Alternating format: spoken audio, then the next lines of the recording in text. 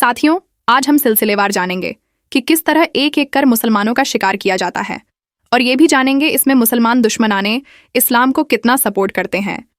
Video शुरू करने से पहले मैं उन लोगों से कहना चाहूंगी, बदतमीजी, बेहूदगी, गाली गालोच और खुद के घटिया होने का सबूत देने से पहले ये जान लिया जाए कि हमने जो कहा सच है या झूठ। हमें दस्तावेजों से झूठ साबित करे हमें खुशी होगी, ना कि किसी यूट्यूबर की लिंक देकर। जानकारी हासिल करने के लिए बहुत सारे सोर्स मौजूद हैं। खैर, तो बने रहे हमारे साथ आखिर तक। आप देख रहे हैं SD24 न्यूज़। मैं हूं मैरा कुरैशी।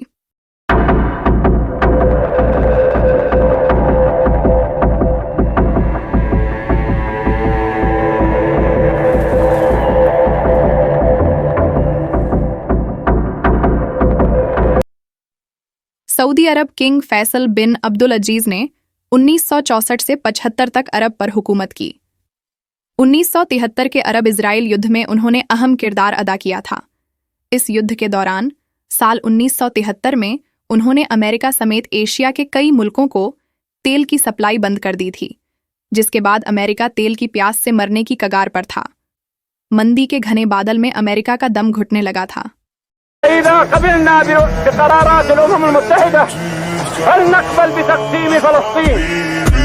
इसके साथ ही शाह फैसल ने कई कड़े कदम उठाए थे। 25 मार्च 1975 को शाह फैसल का कत्ल कर दिया गया।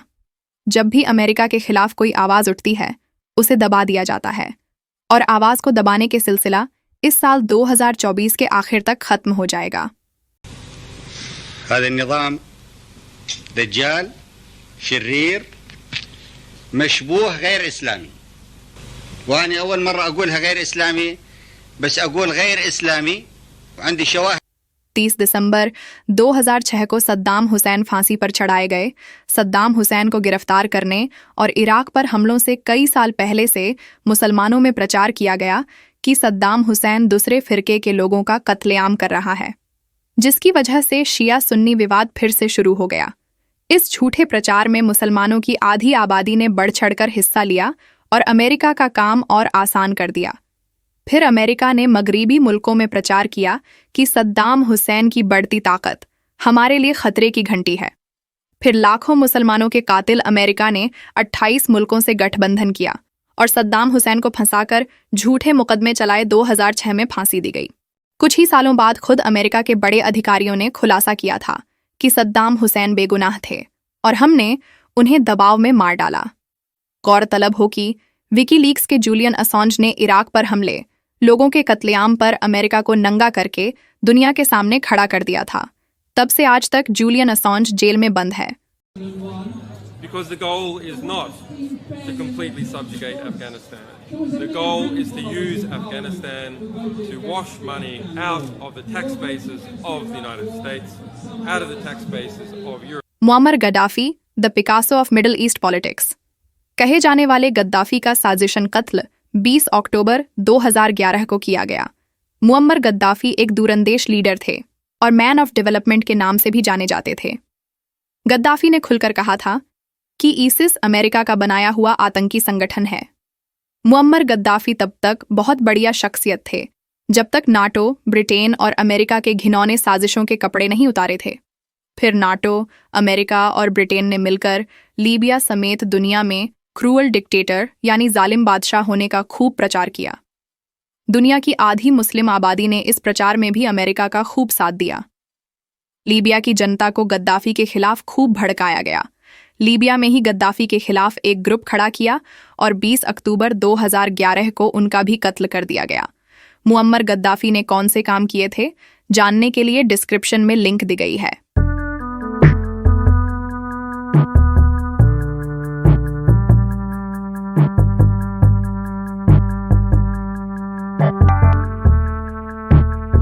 उन्नीस मई 2024 ईरान के राष्ट्रपति इब्राहिम रईसी की हादसे में मौत भी हर तरह से साजिशी लगती है।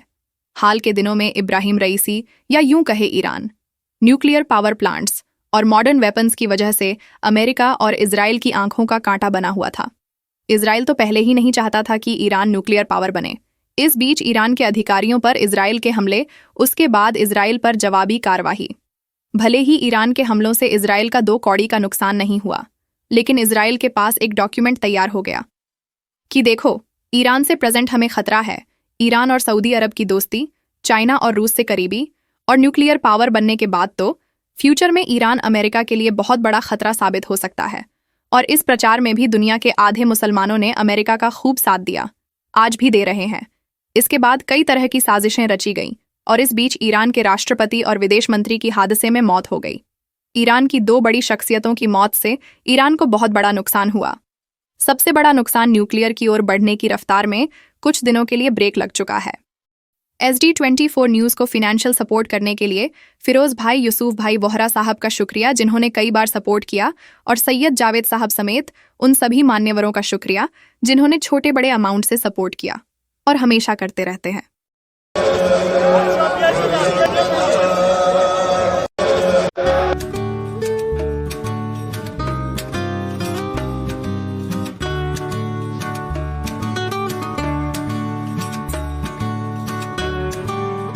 गौरतलब हो कि पिछले कुछ महीनों से ईरान का इजराइल और अमेरिका के जरिए खूब प्रचार किया गया कि ईरान बहुत ताकतवर बन रहा है, ईरान से इजराइल को खतरा पैदा हो सकता है, ईरान न्यूक्लियर पावर बनने के कुछ दिन ही करीब है, वगैरह।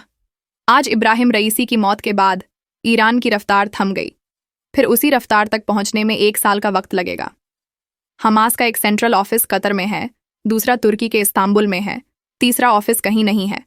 हमास के घायल मुजाहिदीन कतर, तुर्की और UAE में इलाज करा रहे हैं। हमास की सभी एक्टिविटी तुर्की और कतर के सेंट्रल ऑफिस से कंट्रोल की जाती है। अमेरिका ने तुर्की और कतर को हमास के हेड ऑफिस हटाने की धमकी भी दी थी, लेकिन इन मुल्कों ने नहीं हटाया। बावजूद इसके कतर, तुर्की के खिलाफ खूब प्रचार किया गया और ईरान को एक ताकतवर मुल्क कहकर खूब सराहा गया। ये अमेरिका की एक साजिश थी। जब भी कोई मुजरिम वारदात को अंजाम देना चाहता है तो वो पहले खुद को बेगुनाह साबित करने का इंतजाम पहले ही करता है।